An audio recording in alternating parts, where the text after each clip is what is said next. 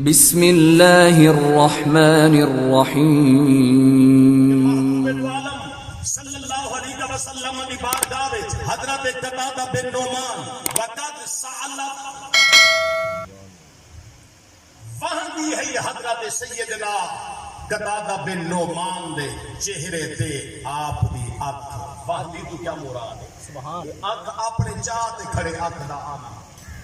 جیلے میدان جنگ چ نکل پیا اتو وحدے اتھا کھڑا اتو ٹرتے اتھا کھڑا رسول اللہ دی بارگاہ میں صاحب پہنچ گیا تے نبی پاک علیہ السلام نے حضرت سیدنا قتادہ بن نعمان رضی اللہ تعالی عنہ دی اکھ مبارک کو لکھا فتفل علیہا نبی پاک علیہ السلام نے کیا کیتا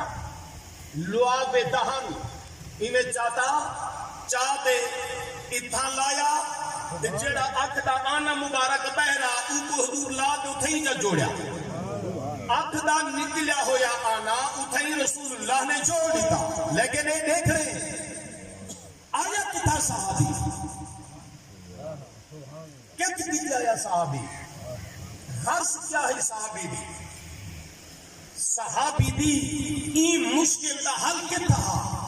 حضور نبی پاک علیہ السلام دی بارگاہ بیچ ہے حضور کہیں کہ دعا منگن تا برکت ہے کہیں کہ لعاب دہن عطا فرمانن تا برکت ہے نار وطفل فی عین علی ابن ابی طالب خیبر دی جنگ چلی سینا اکھی دکھ جہاں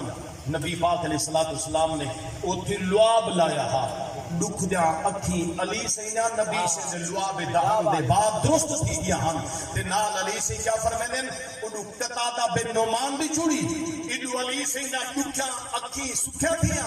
علی سے فرمائیں ایہو جان پہنین جو پتہ لگ دے کدے ہی دکھے نہیں قتادہ بن نعمان آدھے ایہو جی آنکھ بنیے پتہ لگ دے بہت نکلی نہیں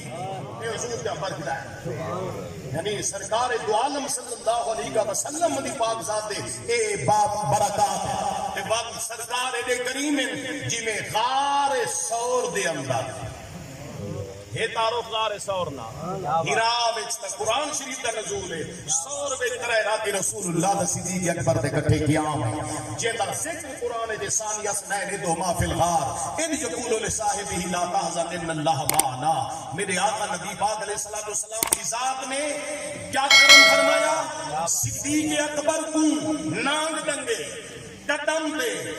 تے سہر قدم میں داخل تھی دے صدیق دا دکھ رسول اللہ دے لب نال مکے پر کریم دے کرم دا لطف دیکھنے صدیق کو لعاب دی ضرورت قدم دے پئیے تا حضور لامن تو انکار نہیں کیتا علی سے کو اکھی تے ضرورت پئیے تا حضور لامن تو انکار نہیں کیتا جے کو اکھ مبارک تے ضرورت ہے کو اکھ شفا دی جے کو قدم تے ضرورت ہے کو اکھ شفا دی